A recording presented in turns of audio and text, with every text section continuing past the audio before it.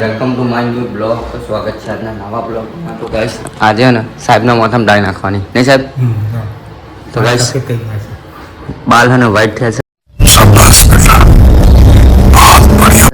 તો ડાળી નાખવાની છે. તો ભાઈ આપણે પલાળ દીધી છે. પાણી ગરમ પાણી લીધું હતું આપણે ને શેમ્પૂ ને મિક્સ ઇન્ડિકા ગાઈસ ઇન્ડિકા ડાળી લીધી છે આપણે. તો હવે થોડુંક પાણી લેવું પડશે એટલે થોડુંક બરાબર આપણે મિક્સ કરી લઈએ પછી નાખશું 2 મિનિટ નહીં સાહેબ? તો હવે થોડુંક પાણી લઈ લઈએ ગાઈસ. ફાઇનલી આપણે ડાઘા કમ્પ્લીટ પલાળી દીધી છે.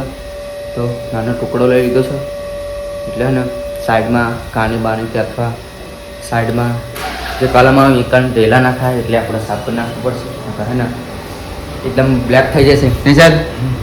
તો ગાઈસ હવે ચાલુ કરી દઈએ ફટાફટ નાખવાનું. लेकिन एक सेकंड चलो सर बारह जोड़ ना 12 जोड़ बारह जाओ ને. ફાઇનલી આપણે ને સાહેબનું પાછળનું જે કટિંગ હતું ને એ કટિંગ કરી નાખ્યું છે ને સાહેબ?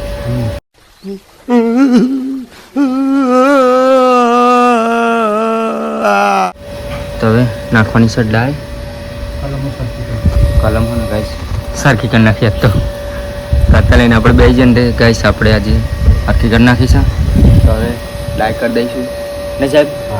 હવે ડાય કરવાની ચાલુ કરી દઈશું ગાઈસ. ફાઇનલી આપણે સાહેબને નાખી દીધી છે ડાય પણ ને આટલી બાકી રહી જશે ગાઈસ. તો હવે જો બાકી છે ત્યાં લગાવી દઈશું આપણે નહીં સાહેબ? તો ગાઈસ ડાય નાખી દીધી છે, થોડીક બચી છે તો ચાલુ રાખશું નાખવાનું આપણે. સાઈડમાં બે કલમો લેવી પડશે ગાઈસ. ફાઇનલી આપણે ડાય નાખવાનું પતી ગયું છે.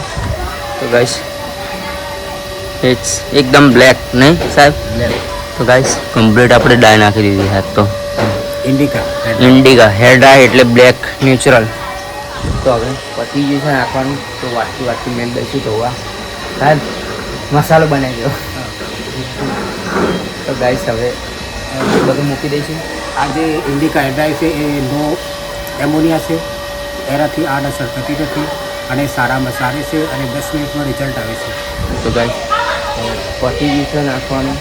તો હવે જઈશું અંદર વાટકી મેળ દઈશું. મળીશું નેક્સ્ટ.